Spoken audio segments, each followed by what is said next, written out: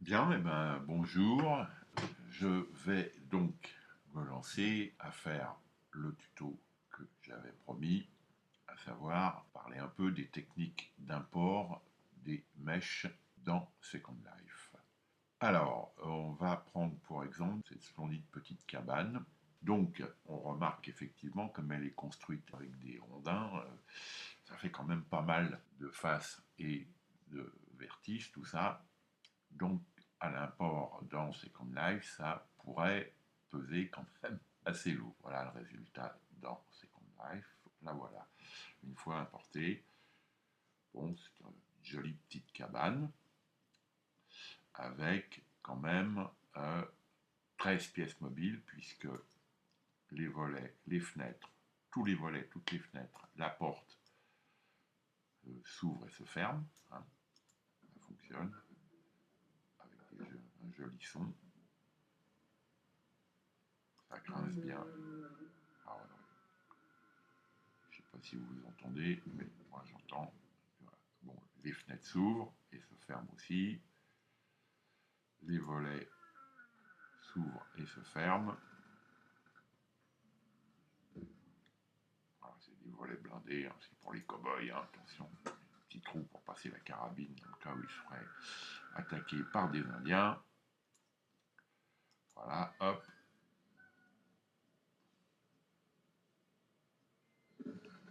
Voilà, 13 pièces mobiles. Le feu qui fonctionne. Hop, dans la cheminée. Avec aussi une jolie bande son. À l'extérieur, la fumée qui sort quand on allume le feu. Alors, tout ça en 15 primes, 13 pièces mobiles plus la prime indispensable pour pouvoir avoir la fumée. Je pense que c'est une belle réalisation quand on voit qu'effectivement, les rondins, c'est bien des ronds et pas un effet de texture simplement. Alors, comment j'ai pu arriver à un résultat assez sympathique? On va retourner dans Blender. D'abord, première règle quand on veut faire ce genre de travail, c'est faire la chasse aux faces inutiles et aux vertices inutiles. Quand on destine une construction à être importée dans Second Life, c'est indispensable puisque le coût de l'import va être calculé sur deux éléments qui sont les triangles et les sommets.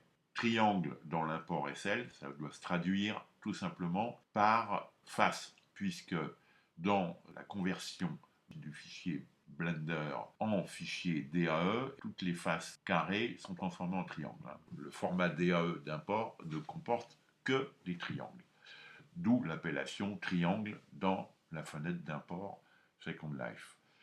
Un autre élément important dont il va falloir tenir compte dans l'import, c'est le nombre de sommets. Les sommets, pour en diminuer le nombre, il y a une combine assez simple qui consiste à appliquer un smooth sur toutes les parties rondes. Par exemple, ici, les poutres que j'ai dans la cabane, là, toutes ces poutres qui sont là, et tout comme les parties de mur, bon, bah, tout c'est des rondins, et en fin de compte, ils ont été faits en 12 faces. Donc, bah, comme on le voit, ça présente des sommets. Ces sommets, ils vont disparaître si on applique un smooth. Donc, il faut isoler les poutres sur des objets différents. C'est pour ça que moi, ils sont isolés.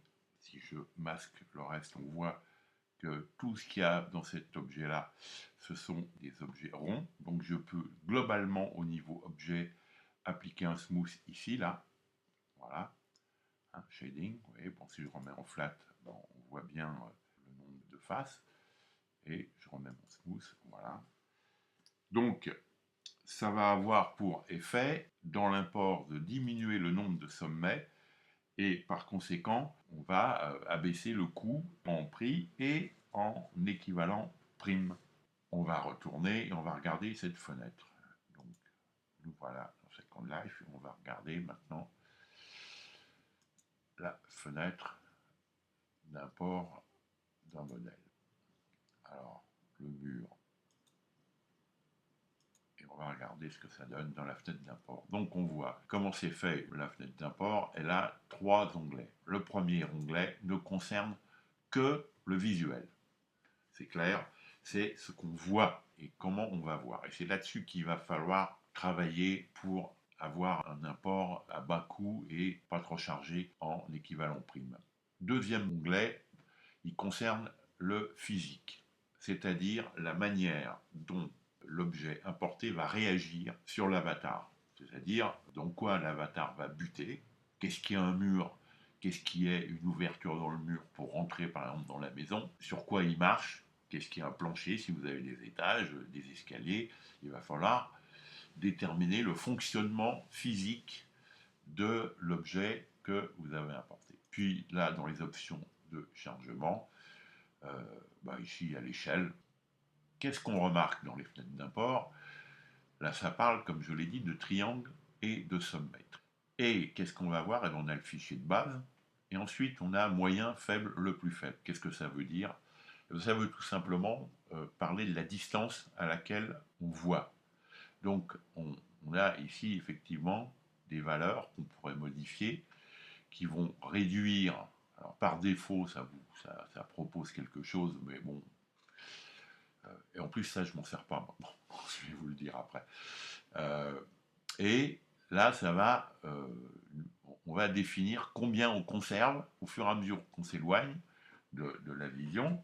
Qu'est-ce qu'on conserve comme nombre de sommets et nombre de faces. Alors l'histoire, c'est que si on agit dans les cases en changeant les valeurs là, hein, puisque c'est en changeant les valeurs là que ça va modifier ces chiffres, eh ben, on va laisser le soin à Second Life de calculer comment il agence les sommets et les faces. Ce qui fait que, au résultat, quand on va s'éloigner, eh ben, on va obtenir un truc qui va virer au patatoïde. Hein, ça va ressembler à rien. Donc je vois franchement pas l'intérêt d'utiliser ce genre de méthode, puisque de toute façon, on va s'éloigner et le truc, soit on va être très très faible et on va serrer notre truc et hop, dès qu'on va s'éloigner de 3-4 mètres, pan, l'objet il va purement et simplement disparaître. Soit on va essayer de trifouiller et de garder un peu quelque chose donc qui va coûter en prime, coûter en Linden, mais le résultat quand on s'éloignera, c'est qu'on aura toujours des sommets et des faces, sauf que ça va complètement déformer et ça ne va ressembler à rien. Donc qu'est-ce qu'on voit? C'est que quand même, on a une option qui est ici, qui est Load from File. Load from File, ça veut donc dire qu'on peut créer un fichier visuel, c'est-à-dire quelle tête va avoir mon objet de loin. Et on peut le décider soi-même. Et on peut donc décider, nous, de quels sont les sommets et les faces qui sont conservés. Et c'est franchement une excellente option. C'est même la seule. Et c'est la seule que j'utilise maintenant, parce que tout le reste, franchement, ça donne un résultat tellement merdique que ça ne vaut pas la peine. Et je vais d'ailleurs quand même vous montrer que quand je recule, eh ben, ma maison, elle garde. Vous voyez, il faut vraiment s'éloigner très très loin. Et si, regardez, si j'approche, on va vous-même se rendre compte que l'avatar disparaît avant la maison. Là, on est quand même très très loin.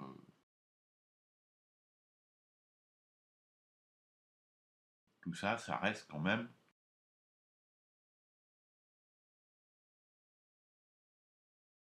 J'ai dit, je fais plusieurs fichiers.